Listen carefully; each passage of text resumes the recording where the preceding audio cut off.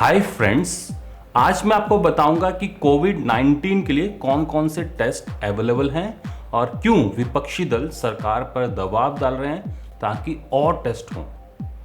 तो चलिए देखते हैं। तो सबसे पहले देख लेते हैं कि कौन कौन से टेस्ट अवेलेबल हैं। तो जनरली दो ही टाइप के टेस्ट यहाँ पर प्रिस्क्राइब हैं। पहला है RT-PCR, मतलब कि real time reverse transcription polymerase chain reaction test, और दूसरा है सेरोलॉजिकल टेस्ट।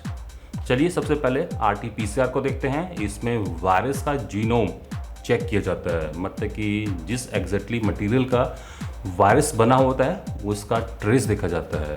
इस टेस्ट के लिए एक 6 इंच की स्वैब आती है, ट्यूब होती है उसके आगे, कॉटन की बर्ड कह सकते हैं। उसको आपकी नेजल कैविटी में डाला जाता है और पीछे से म्यूकस को, स्पूटम को, सेल्स को निकाला जाता है, या फिर आपके गले में अंदर तक डाल के म्यूकस को, सलाइवा को, स्पूटम को या फिर सेल्स को निकाला जाता है। 15 मिनट तक वो रखते हैं अंदर, घुमाते हैं ताकि मैक्सिमम यहाँ पर कलेक्ट हो पाए, और बाद में इस कलेक्टेड स्वैब को सील करके लैब में भेजा जाता है, जहाँ पर वैज्ञानिक इस पर 2 टाइप के जीन्स के लिए टेस्ट करते हैं।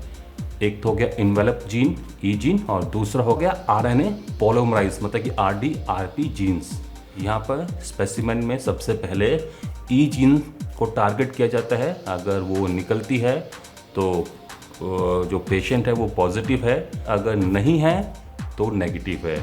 अगर अनडिटर्मिनेट, मतलब कि कुछ यहाँ पर पता नहीं चल पाया है, तो दूसरी जो जीन्स हैं RD-RP उसके लिए टारगेट किया जाता है। अगर वो पाई जाती है तो पॉजिटिव है, अगर वो नहीं पाई जाती है तो नेगेटिव है। अगर यहाँ पर फिर से अनडिटर्मिनेट आता है तो फिर यहाँ पर वायरस की सीक्वेंसिंग की जाती है। अगर वहाँ पर पॉजिटिव होता है तो पॉजिटिव है, नहीं तो नेगेटिव है। तो कुछ इस टाइप का यहाँ पर तरीका है। Generally PCR test DNA sequence के लिए होता है, और ये जो कोविड-19 का वायरस है SARS-CoV-2, ये RNA बेस्ड वायरस है। तो सबसे पहले जो सैंपल स्पेसिमेन कलेक्ट होता है उस पर एंजाइम का ट्रीटमेंट होता है, ताकि जो सैंपल्स में अगर कुछ RNAs हैं उनको ट्रांसक्रिप्ट करके DNA में कन्वर्ट किया जाए। उसके बाद आइसोथर्मली, मतलब कि गर्म करके फिर ठंडा करके फिर गर्म करके फिर ठंडा करके इन DNAs को मल्टीप्लाई, मतलब कि इन DNAs को एम्पलीफाई किया जाता है। और बाद में जो साइंटिस्ट हैं वो कुछ DNA फ्रेगमेंट्स को, जो कि एग्जैक्टली में जो कोविड-19 का DNA होता है उसका कॉम्प्लीमेंट इसके साथ बाइंड करवाने की कोशिश करते हैं। अगर बाइंडिंग हो जाती है तो ऐसे केस में जो केमिकल मार्कर होता है वो एक तरह से फ्लोरोसेंट ग्लो देता है, जिसको देख के वैज्ञानिक पता लगा लेते हैं कि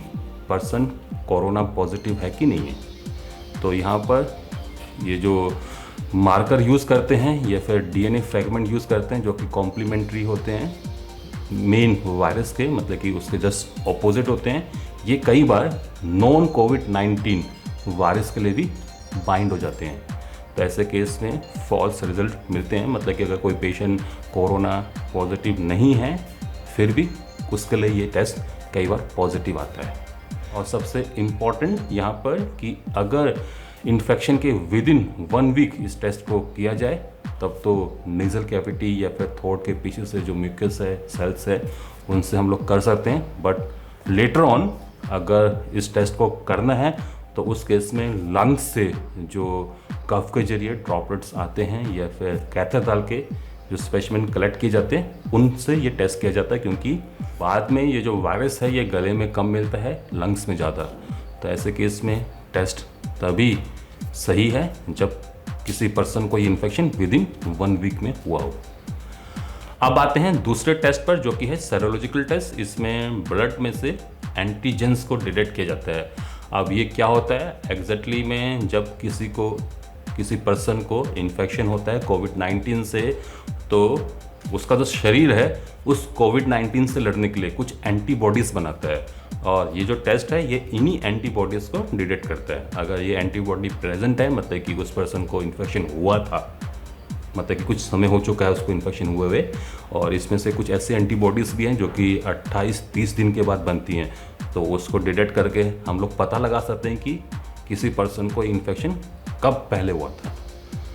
तो इस टेस्ट में ब्लड का कुछ सैंपल लिया जाता है, उसमें से जो प्लाज्मा सेक्शन है उसमें हमारी कुछ एंटीबॉडीज़ डेवलप होती हैं और उसी एंटीबॉडीज़ को यहाँ पर एक टेस्ट स्ट्रिप के ऊपर रखा जाता है। जैसे कि अगर आपने देखा होगा प्रेगनेंसी टेस्ट किट, उसी टाइप की टेस्ट किट होती है जिसमें 3 या 4 मार्कर होते हैं। जनरली आरडीटी या फिर मॉडिफाइड इलाजा को हम लोग यूज़ करते हैं और इसमें हम लोग 2 टाइप की एंटीबॉडीज़ को देखते हैं, आईजीजी और आईजीएम।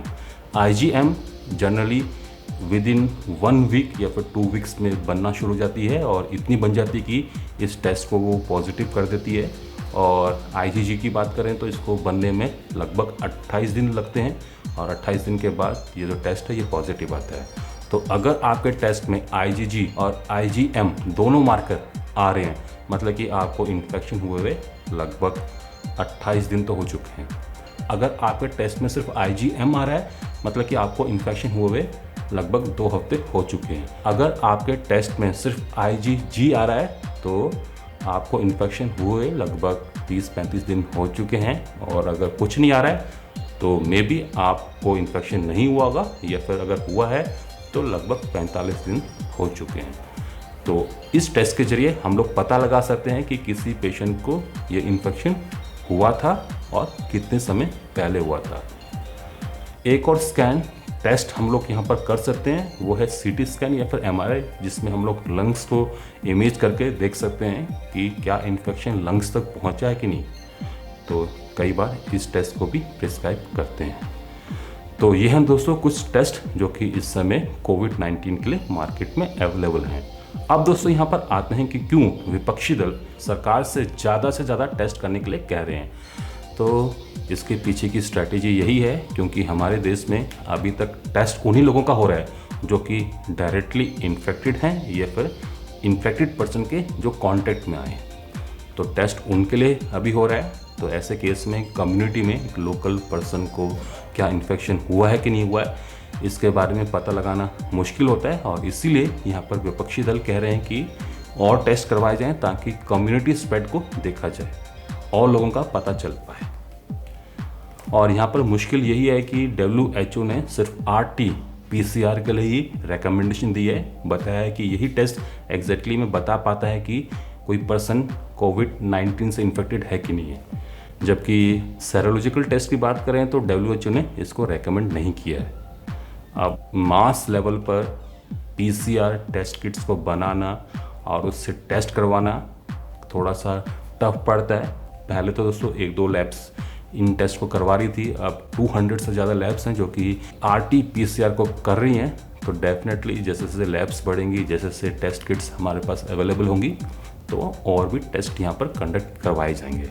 अभी तक ले यही है कि टेस्ट तो हमारे देश में हो रहे हैं नो डाउट, बट उतने बड़े लेवल पर नहीं हो रहे जितने बड़े लेवल पर होने चाहिए अकॉर्डिंग टू आवर पॉपुलेशन, जो कि एग्जैक्टली में फिगर बता पाए कि हमारे देश में कितने इन्फेक्टेड हुए हैं और कितने के लिए हमें इमरजेंसी सेवाओं की ज़रूरत पड़ेगी। तो आज के लिए इतना ही। अगर आपका कोई सवाल हो, कोई क्वेश्चन हो, कोई क्वारी हो इस वीडियो को लेके, इस टॉपिक को लेके, आप मुझे नीचे कमेंट सेक्शन में पूछ सकते हो। मैं अब इसी के साथ इस वीडियो एपिसोड को यहीं पर समाप्त करता हूँ। नमस्कार।